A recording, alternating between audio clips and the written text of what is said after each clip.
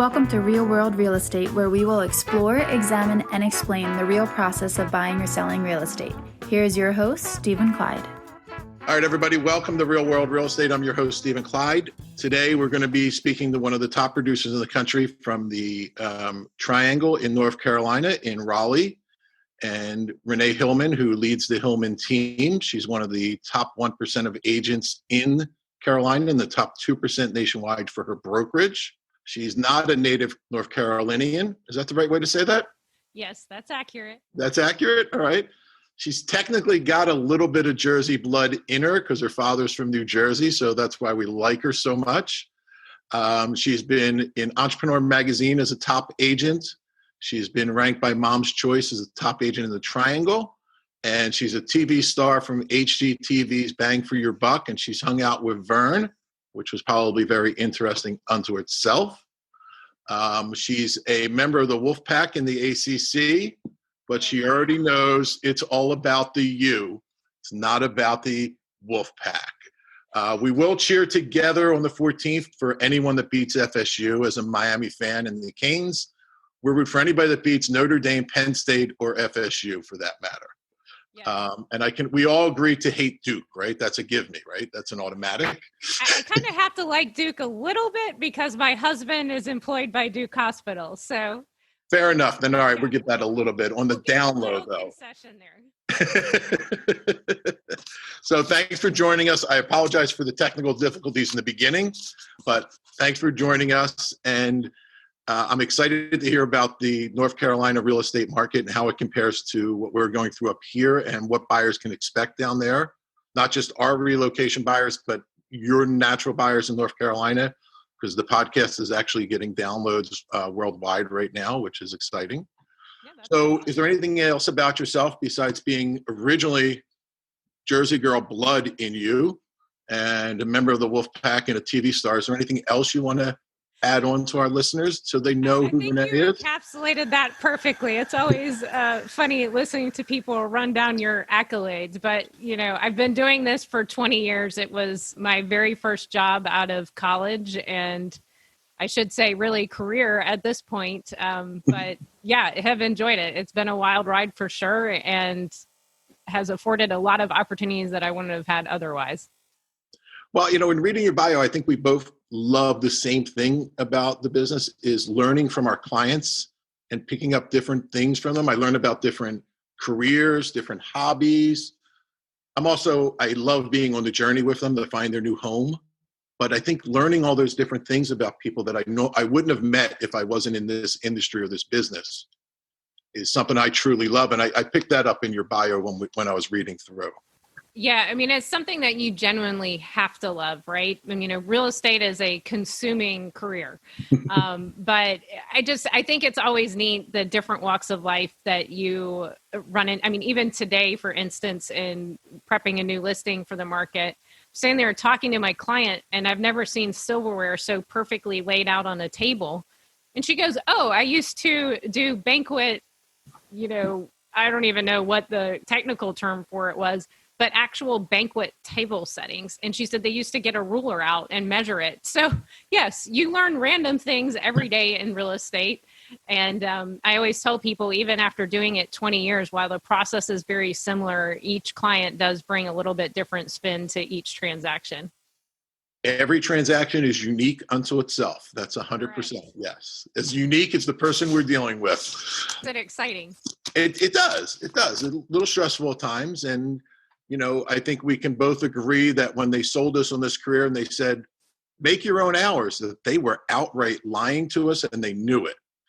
Yes. And the things that sometimes I just sit there, I'm like, wow, why am I doing this right now? But it means getting the house to the closing table. That's what we're willing to do. But gosh, we probably both could write a book at this point in our careers. Oh, yeah. But we have a segment that we're plugging in every now and then called, Tales from the Field, and the crazy things that we've seen and come across. And, some of it has to be drastically edited and bleeped because there's no other way to describe it except R-rated, right? I mean, it's just... You're like, I can't make this stuff up sometimes. I think people just look at me like, you do that in real estate? You're like, yes, that happens. That happened. That happened for real. Yes. That really happened. That was not a fable. That was a real life story. So let's touch on the market a little bit. We came into COVID-19 in New Jersey with a seller's market and a low inventory situation, and now the everything has been exacerbated since COVID-19 took effect in March, and we're down over 60%. You know, the little town that I live in that has 3,500, 3,800 households. Right now, we have 8 homes for sale in that entire town. So, you know, we're in a tough spot right now. It's great for sellers, obviously. A horrible situation for buyers. Are you seeing the same thing, or different extremes or less extremes in the Carolinas? We're a little bit less extreme, but still our inventory is down about 35% year over year. So that's still a very tight market here. And like you said, you know, in certain price points for us, especially under that 300,000 mark, we're seeing multiple offers on every home. And those are tough calls to make. You know, you're going to make one person happy and you're going to disappoint, you know, several others. I always tell people, I wish I had 10 more of these homes to sell. And that's really the truth right now. And again, I mean, we've even seen it in the $1 million price point where we're seeing multiple offers. So it's an interesting market, to say the very least, for all of us involved, not just agents, but for our seller clients and for our buyer clients. And I find, I mean, you know, we're about a 60-40 split between being listing versus buyers. And I find it to be just as frustrating on both sides of the table. Right? I mean, I agree. I mean, I think it puts the seller in a tough position, you know, because again, it's you're hoping to make the right decision with the information that you have in front of you, right? And it's stressful when you've got people coming through your house and trying to get the house ready, and then you have all of these lovely letters that are pulling at the heartstrings from these buyers, and really just trying to make the best decision for your family. And that's what we coach our clients on, is like, hey, we've got some great options here. None of them are bad, but which one works best for your, you know, situation? And, you know, ultimately they know too that we're going to disappoint some people in the process.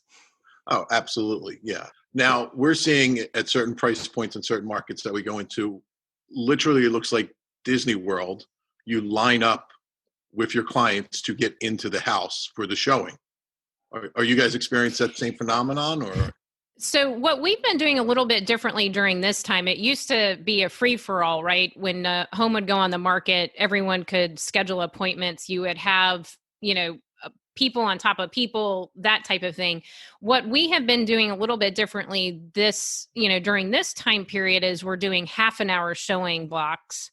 And no overlapping showings are allowed. So if you open up showings at 1:00, you know, in the day, you might have showings until close to 9:00 at night, because people are just, you know, dying to get into these homes. They don't want to miss the opportunity to put an offer in. So I think that's a little bit different. I noticed that with your market, and obviously have seen that with some other markets too. I'm like, oh my gosh, those, you know, cars are lined up for a mile down the street. Yep. But like I said, we've been trying to do that just to hopefully follow guidelines and those type of things that have been asked of us from our realtor board. And are you seeing I'm seeing aggression in the buyers with their offers initially. We just had a listing, you know, it was the lower price point, a $289,000 listing, that the first offer came in at $312,000. They're trying to crush the bidding war before the bidding war starts. Yeah, we had one similar to that actually in Durham a couple weeks ago that closed, that we had, I think, 15 offers on it. 3 of the offers were at least 30,000+ over list price. And so, you know, those people were in situations where, hey, we've already lost 2 and 3 homes. We don't want to mess around anymore. And even in that scenario, we were still having to tell people like, sorry. You know, our clients picked another offer. And we have something I think different from New Jersey too, is we have due diligence. So we are a due diligence state, which means it's the best way to explain it is it's pay to play. So you will actually offer the seller a non-refundable deposit So you'll write a check directly to Mr. and Mrs. Smith's seller to say, hey, seller, thank you for taking your home off the market while I do my property investigation. And for that fee, you're giving me the unilateral right to back out for any reason whatsoever. So this is a hard concept for people to grasp, especially coming from outside of our market, because they're like, what are you telling me, Renee? I've got to write a $10,000 check and I haven't even done inspections or anything like this on the home. But in order to win a deal right now, that due diligence money has gotten to be significant capital from a potential buyer in order to really win that deal, even outside of just the, offering price. So this isn't an escrow deposit or anything. This is actually going, if the deal dies, that money's gone. I don't get that Correct. back. I mean, there are some small situations where, like, if we couldn't convey clear title or something along those lines, that would be refunded back. But 99% of the time, yes, that money is staying with the seller.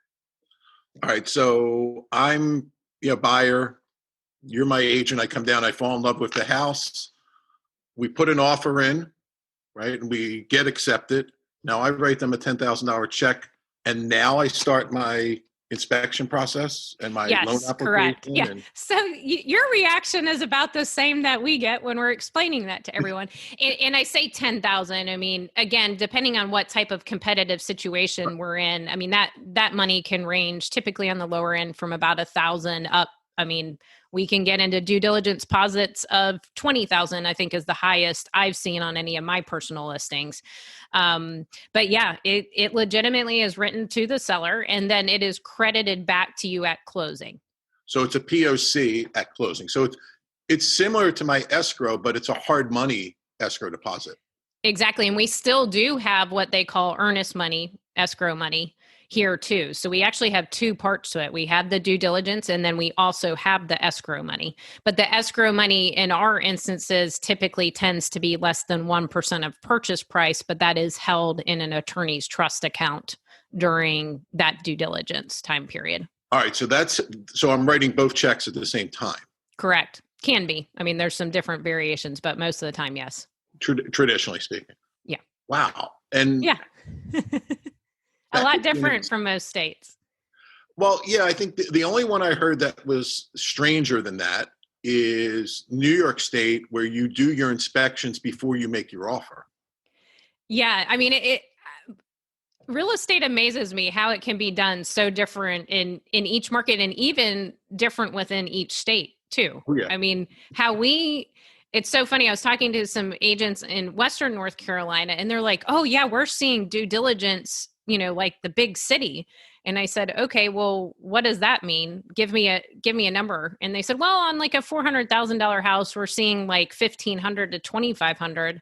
And I'm like, wow, I wish that was the case in the big city, where, we're seeing these deposits upwards of, $5,000. So it's interesting how each municipality even functions different within a state.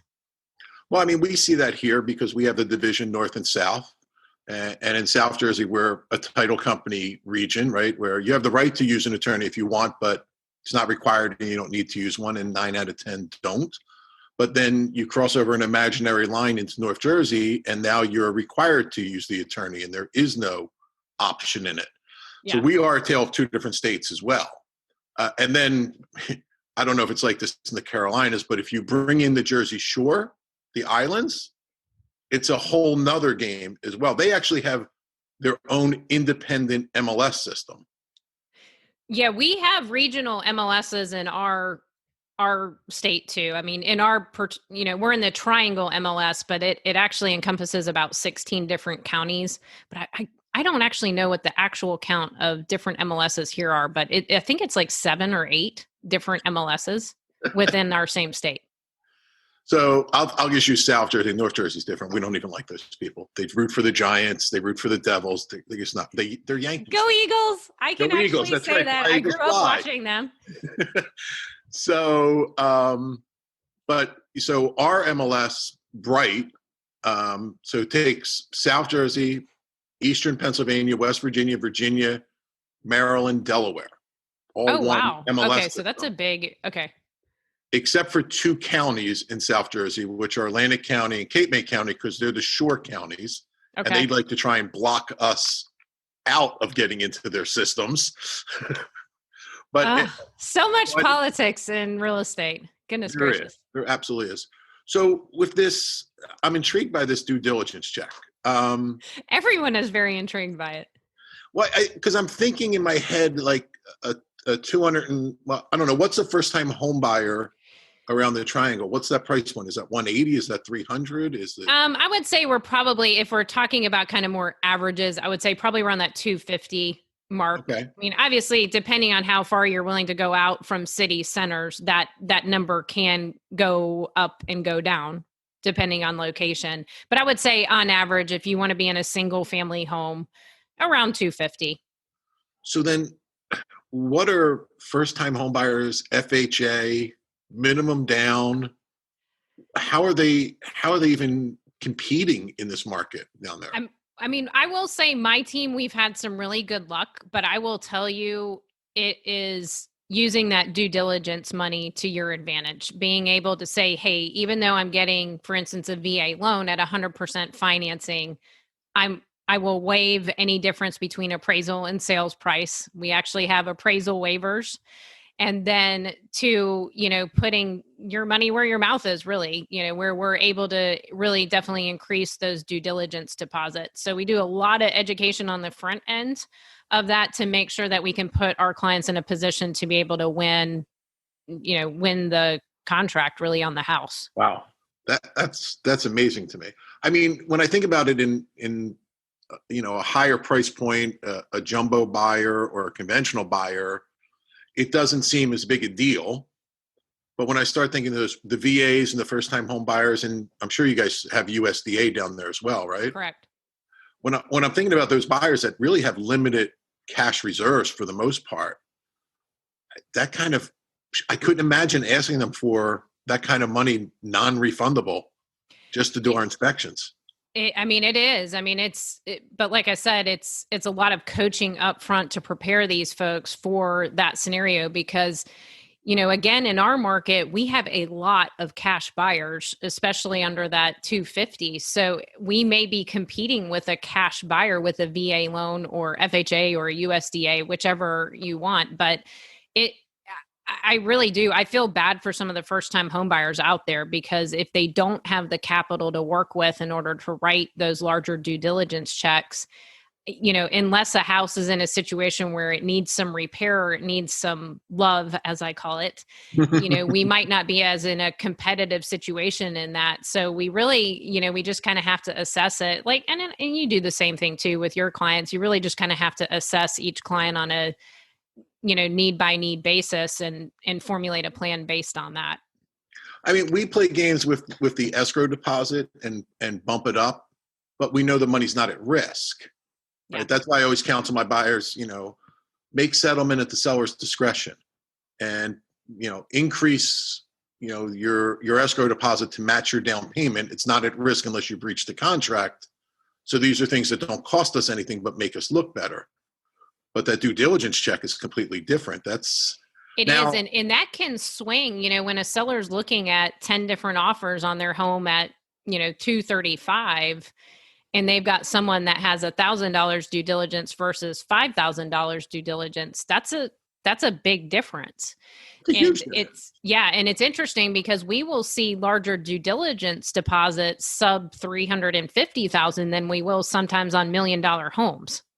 Just because, we have a little bit more inventory there. So it is definitely an interesting dynamic and it has its challenges. I mean, it's great, right? For a lot of us that the market is running well, but it's a lot of extra work, with a lot of our buyer clients. Cause you're having to write 3, 4, 5 offers for clients before they're actually securing a home. And you're not attaching that due diligence check to that offer. That's only been written once it's accepted. You're proposing it, but you're not writing it until you have a contract in front of you. Correct. The way our contract reads is it is due within, basically acceptance. So the date that it's accepted and all parties sign off on it, that's when that check transfers. So this is the part about this I love when I'm talking to other agents in other areas is learning the change and the nuances of everything. We basically do the same thing from 40,000 feet, but as we start to dive down, it changes drastically. So, when we go into ours, we provide the escrow deposit, attorney or usually title company where I'm at. Then we have a 3-day attorney review period that I don't believe you have in the Carolinas. Right? No, we don't have any attorney review period. I mean, the attorney is doing a full title search to make sure that they can convey a general warranty deed, but there's not, I know that's much different, even to New York too, that attorney review can differ significantly state to state, but we don't have, we literally do not have a single contingency in our contract. Oh. It is solely, here's your due diligence time period. Make sure, buyer, you feel 100% comfortable buying this house. And if for some reason you aren't, make sure you terminate before the end of due diligence. All right. So otherwise, I'm going to throw another loop in there, Stephen. Otherwise, your earnest money becomes non-refundable and liquidated damages to the seller should you not move to closing. So I lose both checks. Can. Yeah. Nice. That's a gun in somebody's head. We're painting it like this. It's this horrible thing. It really, we've been on a due diligence contract for, I think it's been 8 years now. And so, I love it because it's very black and white. It basically says, hey, buyer, get your ducks in a row. Make sure you're comfortable buying this house. And if for some reason you aren't, you need to make sure you terminate, right? So it's not like, as I call it back in the olden days, someone could back out of a contract the day before closing and here the poor seller has moved out of the house. And, that, what were they going to do? It's really hard for them to prove damages because they still owned a house. So, I think a lot of the rationale behind it was to try to make the contract more balanced. I also don't think the expectation was that this due diligence money would ramp up to where it is today. When we first started this, it might have been like $100 or $200 check, right?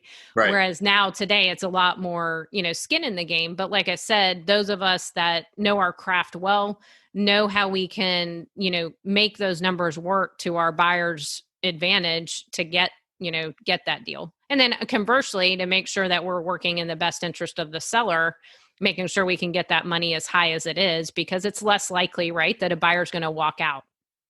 No, I agree 100%. You want to get it to the point where it's going to hurt and make you bleed to walk away from it if you're on the other side of the table. So we get our attorney review period, which in this market is a nightmare for both parties, right? Because we have 3 business days after full execution of the contract that either party can have an attorney cancel the contract for no cause or explanation whatsoever. Interesting. Okay. Right. So if you found another house or as a seller, you got a higher offer, you spend $200 with an attorney and he writes 2 lines on it. I hereby declare this contract null and void, return all deposit monies. Done. It's over. See, that's crazy to me that you could be fully under contract and then you get a higher offer and you're like, oh, never mind. I'm just going to go take that one. So, and it all depends on, you have to time signing your contracts for this, right? Because if you signed on Friday before Labor Day weekend, it's 3 business days and it begins the first business day after full execution by all parties. So if everybody signed on that Friday, attorney review began on Tuesday. So it was Tuesday, Wednesday, Friday at midnight, it ended. So it was basically an entire week that either party would have canceled it.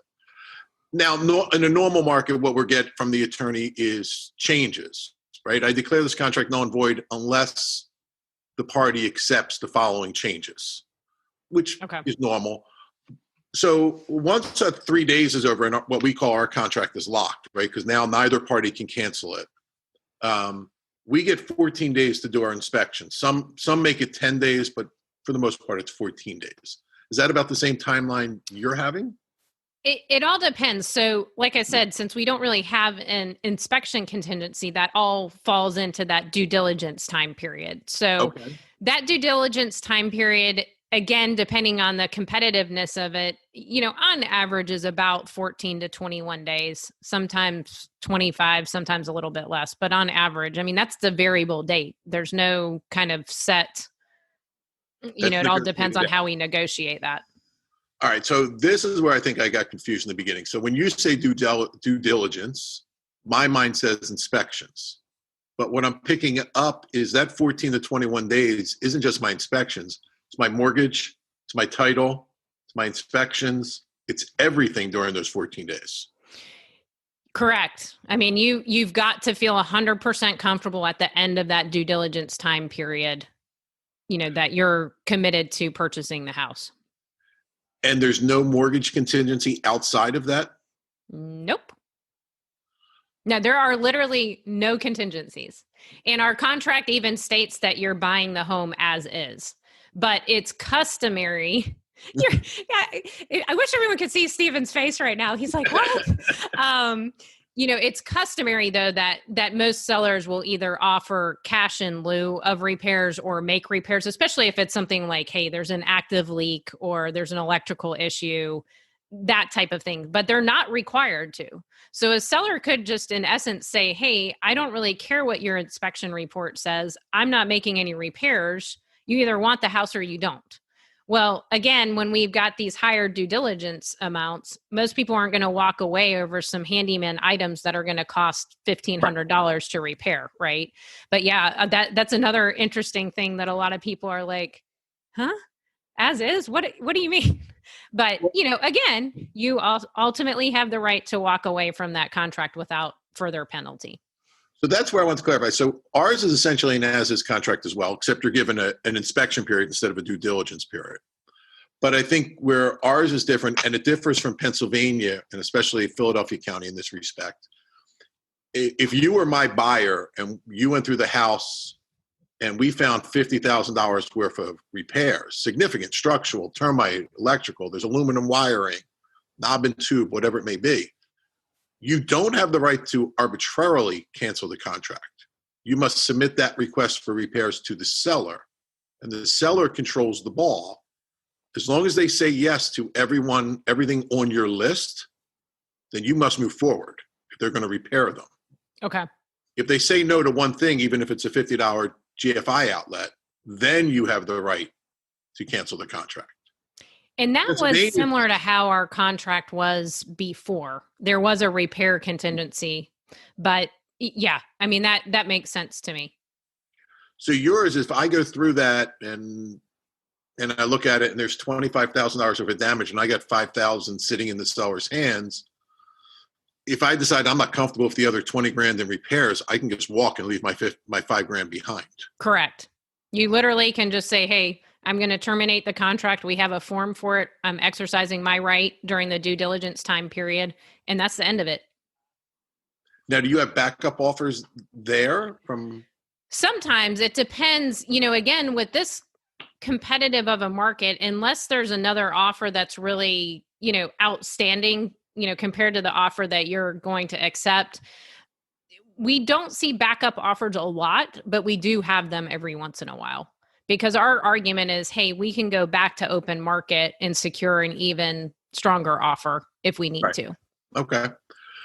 So I guess my other concern with that timeline and everything comes in the mortgage, right? Because we're giving them 3 weeks for commitments to some lenders up here, and they're having trouble meeting that date to issue the mortgage commitment. How are you guys handling appraisals and mortgage commitments during that tight time frame?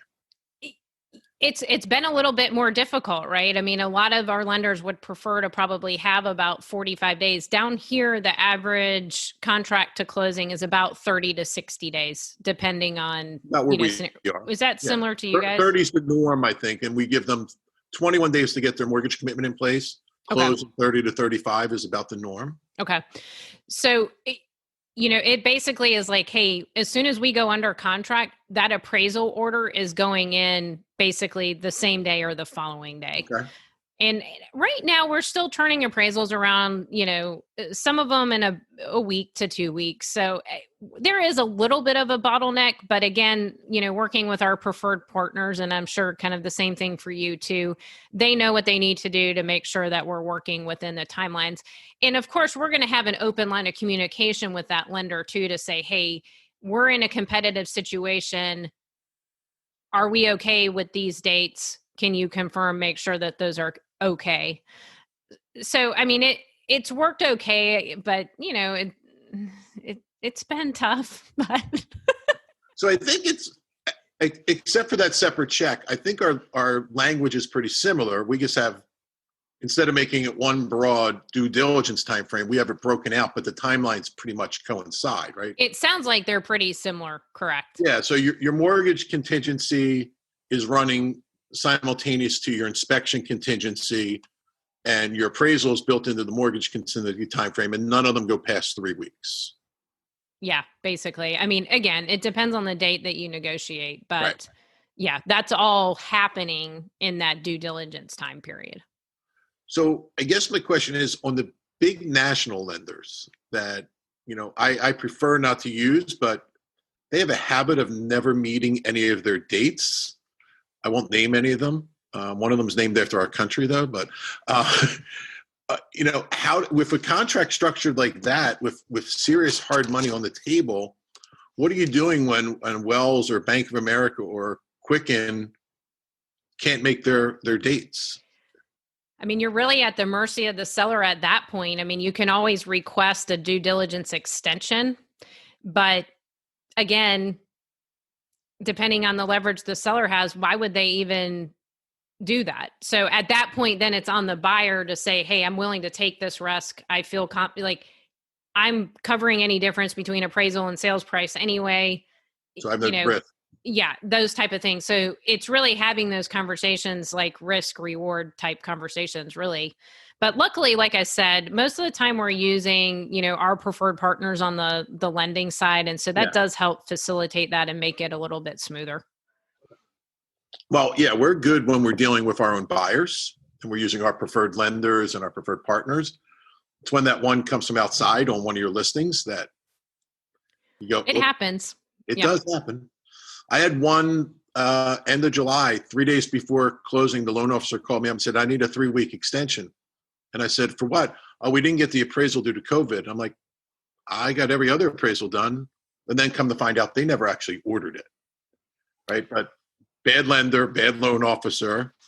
They all like to use COVID-19 now as their excuse and their get out of jail free card. So it's really unique differences. Yes, definitely. And trying to explain that, right, you had a lot of questions and you're a licensed real estate broker, right? Yeah. So imagine, the layman that hasn't probably bought or sold real estate in 20 or 30 years, trying to explain all that. But we have charts and graphs and all these write-ups just to help, because everyone's a little bit different, right? Some people, they're fine with the talking. Then you've got other people that really want to see it in writing. And then you have other people that really need that visual kind of graph, so to speak. So we make sure we have all three of those to make sure that, because it is serious. I mean, we spend a lot of time talking about that in our buyer consults to make sure that everyone does understand it and understands the, seriousness of it when we go under contract. And I'm sure it's got to be a serious challenge when you're picking up the New Jersey or the Philadelphia or the New York client that just went through a transaction and we think we're tough up here. And then you're making that request to them when they come down there and they're taking wait, what? You want? Yeah. I mean, we've had some clients that are like, well, then I'm not buying a house here. And I'm like, okay, well, I can't fix the problem. I can just educate you on, hey, here's how our contracts go. And, I don't think anyone ever thinks we're 100% serious when we're saying these large deposits, but after they lose a couple of homes and they're like, okay, what do we need to do to win this? And they listen, we get the contract, right? So it's, I think it's all in the delivery. I mean, like I said, I like it. Because it does help facilitate, move the transaction along. People aren't dragging their feet. Yeah. But like I said, I've also had 8 years, 9 years, however long we've been on it at this point to get used to it, right? This wasn't something that just happened overnight. So in the back of my mind, I'm going, wow, this is crazy. But then there's the other side of me going, I need to go to the NCAR website, download a copy of this contract and see if my attorney can tweak this language in the New Jersey and make my buyers stronger in the bidding war. Yeah. I mean, I think there's definitely, some great things about it. So we're seeing a lot up here, what we refer to as the escalation clause. which as a buyer's agent, listing agent, I hate on both sides of the table, but it's becoming very common now in this market, which is I'll give you $5,000 higher than any verified offer up to a cap of X. Are you seeing the same thing down there as well, or? I would say escalation clauses here aren't very widely accepted. It's basically like saying, hey, get your best offer in and we'll choose based on that. Part of the issue here, and again, I don't know if this varies, I'm assuming it probably varies state to state, but part of the issue here is we have to then disclose the other terms of a sales price of another offer, Yep. right? In order for that escalation clause to go in effect. Well, technically in the state of North Carolina, you need to have the buyer's permission that submitted that offer to allow us, to disclose that. And I mean, what buyer's going to do that, right? And I mean, I've talked to multiple different attorneys on that to try to figure out, hey, what's the best way to handle these escalation clauses? But truthfully, most of the real estate firms down here will not even allow escalation clauses anyway. Really? Interesting. Yeah. Very interesting. So the market as a whole, we got to feel for it. But if I'm decide to sell my Jersey home, I know one of the big differences is my tax bill is going to go down significantly. See, I thought it was bad with people relocating from the South coming here, and we had to explain the tax bill to them. Right? Hey, that's a cupcake compared to... That's easy compared to what you're doing, right? I'm just explaining to them, yeah, it's a $250,000 home, and you're going to pay $8,000 a year to the municipality for nothing that you can possibly see. What am I looking at? So I'm sitting in a 2,700 square foot home, 15 miles outside of Philadelphia, pool, third of an acre. What am I looking at in Carolina when I'm looking at, that sub 3,000 square feet, like 20 miles outside of Raleigh? I mean, it can vary widely depending on what county you're in. But if we're talking about staying within Wake County, so some of our more popular suburbs like Holly Springs, Apex, Cary, I know all of those probably ring a bell for you because they're always, Apex is the number one small town in the, country.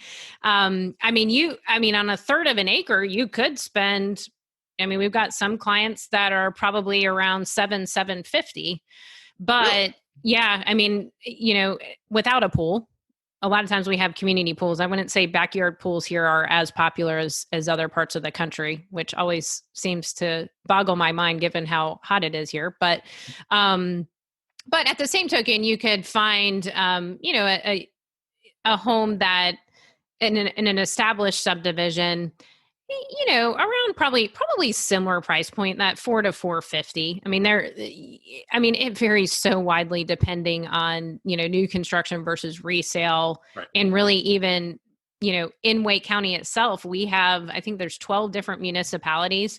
So it even varies by municipality what, the affordability is. You could go 20 miles out and, find a really nice home for $350,000. So it just kind of depends on general location. So commute time for us is a driver in price, but the biggest driver in price for us in New Jersey is school district. And I'm going to assume that's the same where you are. Correct. School district, and then, commute times, again, it kind of depends, right? Someone that's working in Research Triangle Park versus, we've got so many big employers here. It really kind of depends on where that person is commuting to, too. And I think that's more personal. But yes, same things. Commute times, schools are probably the two big things. All right, so let's talk about the big difference. So the price point in that $450 range is about the same as where my house would sell for today here in New Jersey. The difference is I pay $12,864 a year in my property tax bill. I'm going to assume that I'm going to get a significant savings if I pick this up and moved it to Apex. Correct. I mean, you're talking about, like, let's say a $450,000 house, assuming tax value, because we actually go by tax values here, not sales price, which again is another That's one what of we those do weird. too. We do Yeah. Okay. You guys do assessed too. value. Okay. Yeah. Those are reassessed here every 4 years, but for a $450,000 house, a good kind of rule of thumb is about, 1%. So about $4,500 in taxes. So that means everyone that lives in New Jersey should be packing up their car and heading south now. Well, I wouldn't say everyone, because we don't want to take all the business from you, Stephen, but that does, it is funny. That's one of the first questions we typically get from our northern buyers. And we're like, guys, you don't even need to worry about that, because here's kind of a good rule of thumb. And they're like, oh, that's great. Because that does change people's buying power, right? To keep the monthly payment similar, they might be buying a home that's, close to 600,000 down here and still have basically the same monthly mortgage, escrow, all of that. Well, I think I could probably go from a 450 home to your $800,000 home and save on my monthly bill, right? Because my cost for $10,000 on the mortgage is so much less than the $1,000 per year in the tax bill. Correct. That's huge. I mean, that's a big differential. And it does change the buying power drastically. I mean, put it in perspective, I showed Cherry Hill House, your dad's hometown, $899 listing on 1.43 acres. And the selling point of the home is the taxes are extremely low for that $900,000 home. They're only $22,000. Only. See, and I have to keep a straight face when I do that. And I was born and raised here, and I still can't keep a straight face when I say, well, you're only paying $12,000 in property taxes. This is a great deal. When you figure with a median sales price in my county of $187, our average taxes is a little over $8,200 per year. That's crazy. It's mind-boggling, and they're going to go up. Yeah. Right. And I think that's why, when you look at, kind of like the moving van lines, right? The hot spots, it does tend to be that northeast to the south corridor, specifically North Carolina, really, because of that reason. I mean, I think the housing affordability and then the taxes, and like you guys, I mean, we have a very strong school network here too, that's nationally ranked. And I think that makes a huge difference also. It does. You got great universities there and a great feeder system. So, I mean, the 300s to the 400s are still decent numbers. If I get retired and, I've got like a $40,000 a year pension, can I buy something sub 2 and get a nice house in a decent area, or a 55 and older community? Or it's interesting because the 55 and older communities here, you're actually paying, like in those active adult communities, you're typically paying a premium to live there. Really? So for those communities, and again, there are outer lying communities where, you could probably get in that 250 range for single family, not in an active adult community. I would say most of our active adult communities probably on the lower end, we could probably get into one about 350 right now. Okay. Again, staying within a reasonable drive time to a major, one of the metro areas. So, and everybody, when they talk about other states, everybody forgets how large they are, right? Because, I tell people I'm from South Jersey, they all of a sudden assume the Sopranos, and, I'm all the way up north by New York, and they don't realize, like, this is a long drive. This is 90 minutes at 80 miles an hour, right? This isn't close. Yeah. And do you experience the same thing in the Carolinas, where you say Carolina, they think Outer Banks? And yeah. I'm like, that takes us like four. So it's so funny here, here in Raleigh, I think most of us tend to go to Wilmington, Wrightsville Beach, kind of like those beaches, because they're only about a 2.5 hour drive for us.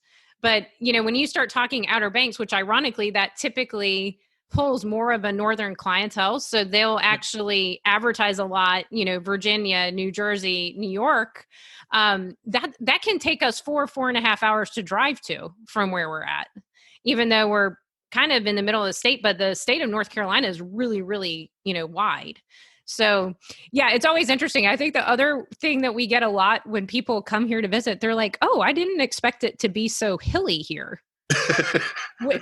Which is, again, one of those kind of random things. I don't think much of it. I've basically been here most of my life. So I'm like, oh, okay, well, yeah, it's hilly, because we're considered the Piedmont region here. So that's another one of those kind of funny things that people will always seem to mention. They're like, oh, and then of course just the green, how green it is here.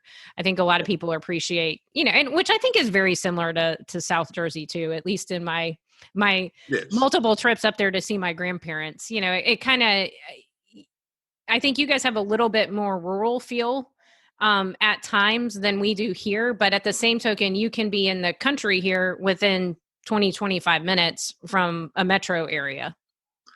I can do the same thing. From Philadelphia, if I head southeast, I can be out in farm and horse country in less than 20 minutes. And I always try to explain this to people about New Jersey. It's not just what you saw in The Sopranos. No. They don't realize we have more thoroughbreds in New Jersey than Kentucky has. Yeah. Right. There's a reason Campbell Soup is based here. It was for our farms. Right. Yeah. It was for those Jersey tomatoes and Jersey corn. And so there is a huge, we have, our regions are drastically diverse, right? From mountains and hills and rural to the flat farmland down here where I am to Jersey City, Hoboken, Newark, overlooking the skyline of Manhattan. It's completely different. And they're the tales of 4 or 5 different states inside one. But I feel like North Carolina probably has that same feel when we look at the Outer Banks and then going to the far west area towards like Cherokee. We get into the Smoky Mountains directly. You have completely different regions and a whole different feel inside your state, just like we do, right? It's not just what we see on TV. Exactly. I always love sometimes when, they'll say, I've heard them mention Apex and they're like, this little country town, blah, blah. I'm like, no, it's not a country town. I mean, our area is very smart. We have the highest density of PhDs in our area. Wow. In the country. So it's, it definitely has a lot of great traits to it, and it's got such a strong entrepreneurial spirit. I mean, there's a lot of startups here. I think, too, with the universities, the hospital system. And then, like I said, you can be to the beach in a couple of hours and you can be in the mountains in a couple of hours. So that's also an appeal too, where you can kind of change up your scenery pretty quickly, depending on what you're looking for. All right. And that diversity in inventory or product exists in your surrounding market too, right? So I can do a rural type of house, or I can be in that subdivision with a neighborhood and my kids can play, or I can be off on my own 10 acres or exactly. 10 acres in Carolina, a big property, or is that just like, what everybody has? What? Sorry, what was that? I didn't hear you. 10 acres, is that considered big down there, or is that? I would say that would be a fairly sizable, but I mean, at the same token, we're going to be putting on a home fairly soon that's on 19 acres. So you kind of run the gamut. I mean, I think that's what's cool about our areas. You can have that urban, condo in the middle of downtown, or you can have that rural horse farm on 12 acres, out, not too far out. I mean, it might be about 45 minutes out, but you can definitely find any type of thing that you're looking for. And we're not out in the country. There's Starbucks and Williams-Sonoma and everything is there, right? I'm not going to miss anything by leaving this highly densified, commercialized area of the Northeast. Yeah. I mean, you're going to miss some of those things probably, again, depending on where you're at. But I mean, gosh, there's a Starbucks on every corner here. I joke because I tell people, they're like, well, I want to be close to a grocery store or shopping. I'm like, okay, welcome to every strip mall we have multiple grocery stores on every road and street here. And normally you're only our running joke is 5 to 10 minutes away. So I'll ask on food on this one. When my daughter bought in Los Angeles, the agent out there, when we flew out, we helped her with her settlement and everything, and then said, you have to go to Barone's. It's going to be the best pizza you ever have. And I just looked at her and I said, where we're from, right? Like, there is no pizza outside of New York, New Jersey, Philadelphia. So I'm going to trade my bread my pizza, my hoagies, my cheesesteaks, but I'm going to get Carolina barbecue at the same time, right? Correct. That, and, I don't know, there are actually, we do have a New York bagel company here that I will say, supposedly I've heard that they ship the water from New York to make the bagels. They would have to. It is the closest I have ever found to, a New York City bagel that I can find here. But I think the great thing too is our food scene is very strong here. So you'll have, everything from dim sum to, Northern Italian. Now, not probably exactly like home, but, because of our Northern influence here, at least I do think you can kind of find those things like home. All right, so I'm not sacrificing anything. And it can You pretty might much just have to look a little bit harder for some of those things. Got to look a little harder. Got to be a little bit more creative and have to have somebody FedEx me bread. Yeah, or bagels. And we're not giving up any recreational thing. The beaches are there, as we know. You have plenty of hiking and bike riding and hunting, and any outdoor enthusiast, really, you're better than we are, I would think. Yeah, I mean, I think it's hard for me to compare it because, I grew up going to the Jersey Shore and doing some of those things, but as far as adult life, right, I can't say that I've lived there. So I'm not sure that I can say that it's better, but there's definitely, I mean, anything for the outdoor enthusiast. And I think what's great here too is outside of, as I call it, a couple weeks out of the summer where it's hotter than Hades, and in the winter where it's cold for us, right? That I'll say cold, a couple of weeks where it might be around 35 degrees. We basically are an 11th month outdoor state. I mean, you really can make use of the outdoors all year long here. So you're not dropping into the zeros and the teens like we are in January and February. Normally not. I mean, occasionally we will, but that's a rarity here. And you're getting our July and August weather, high humidity, high heat, and you're getting that short spell there.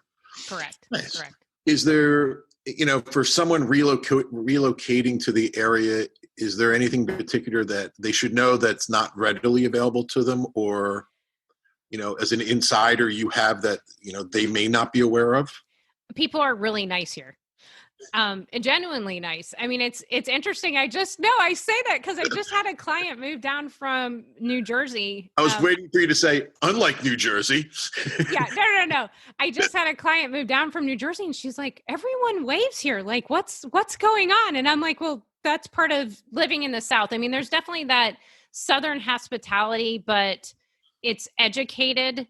It's refined. And there's so many different elements. Like I said, we live in a really smart area here, which I think is great because, you get the best of all worlds, in my opinion. I'm very happy to call this home. I mean, we've traveled quite a bit and we're always happy to come back. And I think that says a lot. I agree with that. I've been not around the world completely, but we've traveled a lot and around the country. And I always say it, there's no place like it at home. Be it ever so humble, there's no place like getting out of the airport, getting in your car, stopping at your local spot to pick up your coffee, going home, and just relaxing on your couch. Yeah. And I mean, I think that's, it's what's comfortable for everyone. And I think the great thing about this area is you can always find similar or like-minded people to you. And I think, and you're going to find that in any community, because I think, especially when you're moving from another state, it's stressful. I mean, moving is stressful anyway, but I think a lot of people are always worried about, am I going to meet new people? Am I going to, find people like me? And, like I tell everyone, you will be perfectly fine in any of our communities down here. You will find those people that you want to engage with, to be with, and, you will create a home here too. So there are some cities, when I think about them, I joke that no one's actually from there, right? Los Angeles, DC, right? No one's from there. Everybody's from somewhere else. Not Carolina as a whole, but in the triangle there, because of the growth in the universities and the entrepreneurial spirit, are you finding that it's a lot of transplants versus natives, or?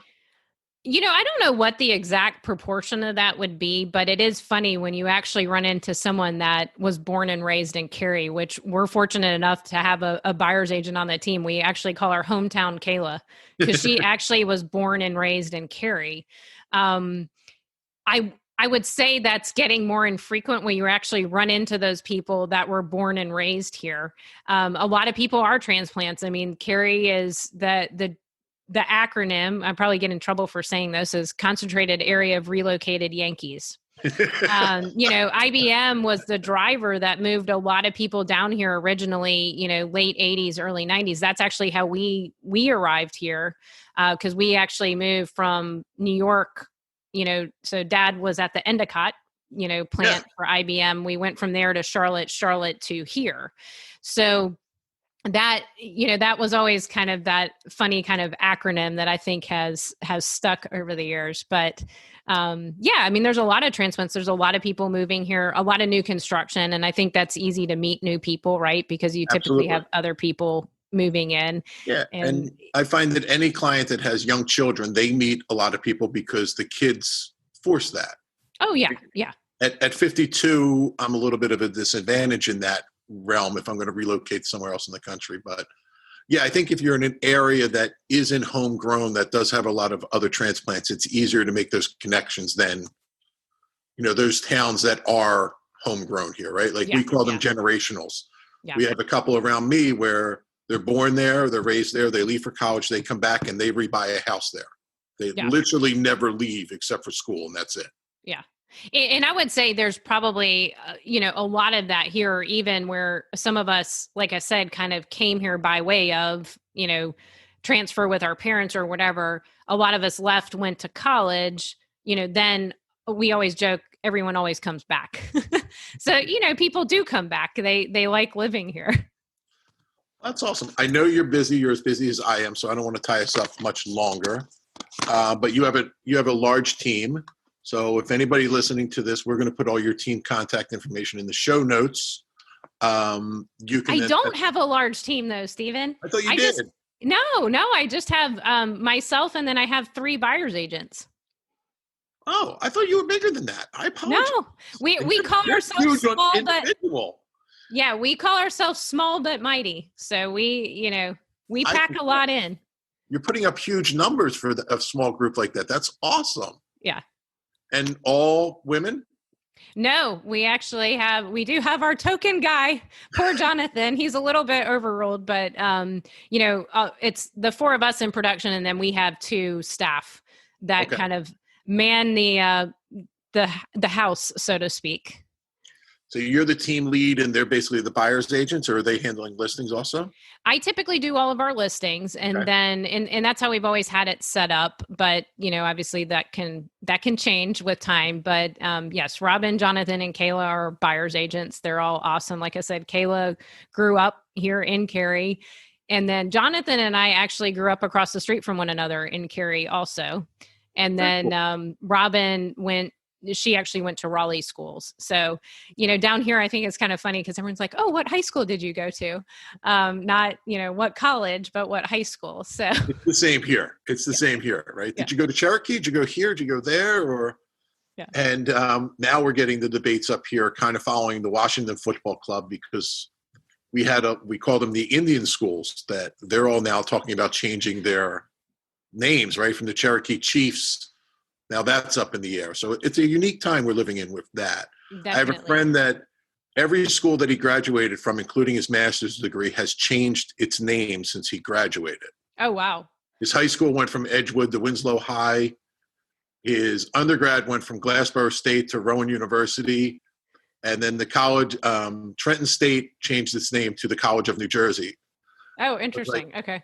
Welcome to Jersey, right? We do those things to you. Well, my schools just keep getting torn down. So I don't know, torn down and rebuilt. So I don't know how I feel about that. But I guess that comes with age, right? And wisdom. Yeah, wisdom. Let's go with that. With that. Yeah. I felt bad when I was driving the other day in between appointments, and I had on the classic rock station on Sirius, and it was a song from like my freshman year in high school. I'm like, that's not classic. That's my high school music. That's not classic. Like, mid-'80s aren't classic anymore, are they? Uh, but we're aging. Yes. So when we put the contact notes down, they're going to reach out to you, and then you're coordinate them with your agents as to best handle where they're looking in their situation and everything. And correct. Normally, I'll typically do the preliminary buyer consult with our clients. Okay. And then, kind of figure out who I think is best suited. So, a lot of that will depend on where someone's been working quite a bit. Or just strictly down to personalities. But the great thing is with all of my buyers agents, they have some serious experience. So it's not like, these guys are selling 30 to 40 homes a year. So it's not like they're a new agent, that's servicing our clients. These are people that I would trust my own family with. No, that kind of production, they'd be big hitters off on their own.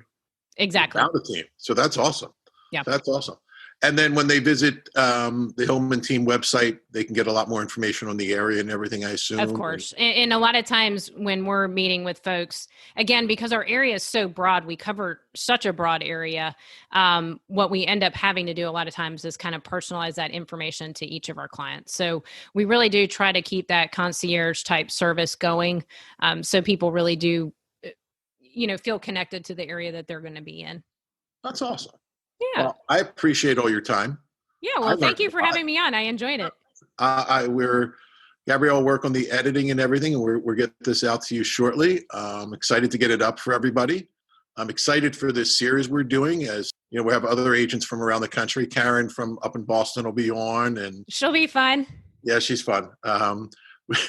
We met in Phoenix at a RE/MAX Elite retreat, and we bumped into each other at the pool bar because that's where the TV was with the football on. And she was in her Patriots jersey and I was in my Eagles jersey. Oh, I bet that made for some fun conversation. So it made for a great connection then. And but some other people that are in our elite group in North America from Facebook will be joining in. So we're excited to bring this, and I hope that everybody can expand off of it. Yeah, and, educate not just my clients, but maybe you can share it out to educate your clients. And, I hope if we all educate each other on the different markets, the more well-versed we are, the better we can serve our clients as a whole, the better guidance we can give them, right? No, I agree completely. So I thank you very much. You have a great day. All right. I Thanks, hope you get Stephen. a couple days off during this crazy market, but stay safe, and it's all about the you. Yes. No. It's about Wolfpack. Go ahead. Yeah. Okay. See you, Renee. Thank you. All right. Bye, Stephen. Bye.